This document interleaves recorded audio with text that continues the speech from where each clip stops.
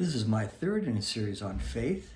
I'd like to first of all just pick up on my last episode where I talked about how faith is smart. And there are just so many examples that both Jesus and Paul used in particular, where Jesus said, hey, which is easier to say, that your sins are forgiven or stand up and walk? And there he proved it through reasoning that he's actually from God. He also said, look at the miracles. Just think about that. Now, who does miracles like this that isn't from God? And that is a huge point that that was being made at that time. So it's appealing to reason that we actually even can share the gospel. So don't be sharing the gospel and say, well, sorry, we don't have good evidence. No, we do. And Paul later on talking to believers saying, hey, don't you have homes to eat in? Like, think this through here. Really, you should be actually coming together in an atmosphere of grace and compassion, or that, speaking in tongues isn't going to help anybody who comes in and doesn't know what language you're speaking. So all kinds of things, a lot of doctrine has been done simply because they worked it out and it was fairly reasonable. So faith does not contradict good reasoning, okay? Now, it may be risky sometimes, and maybe the odds don't go with faith. That's fine. It's not stupid.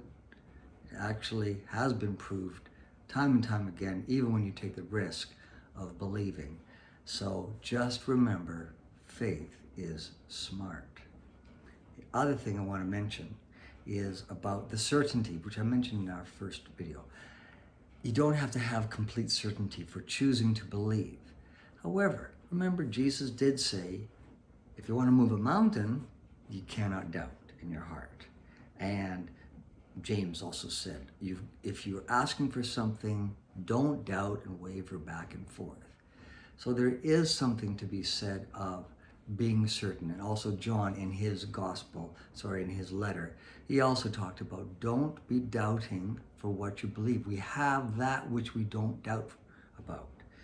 Now that is when you enter into, I think, a higher realm of getting specific prayers answered.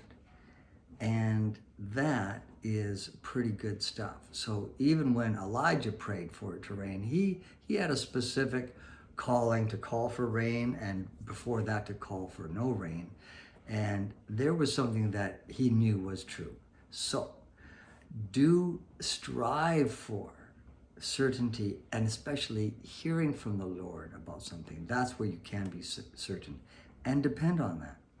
But otherwise, we can actually have prayers that are good and right. And the more unselfish they are, the more likely they'll be answered, I've found, as a rule. That you can ask for prayers for somebody or something happening, and especially when it's something good about relationships or healing people or seeing good situations emerge. That is often touching the heart of God. But for other specific things, you may not need to have any doubt. I mean, you may need to have complete certainty, because let's face it, we don't see many people walking on water, because you pretty well have to be certain you can do it before you do it. All right, so I hope that clears up anything about certainty and faith. You can believe having some doubt as long as you choose to follow Jesus and what he said, and it'll cost you. That's actually showing whatever doubt you may have, you truly believe. But when you're praying for specific prayers that you'd like to see God move in, then the higher the certainty, the better for getting your prayers answered. Thanks for listening.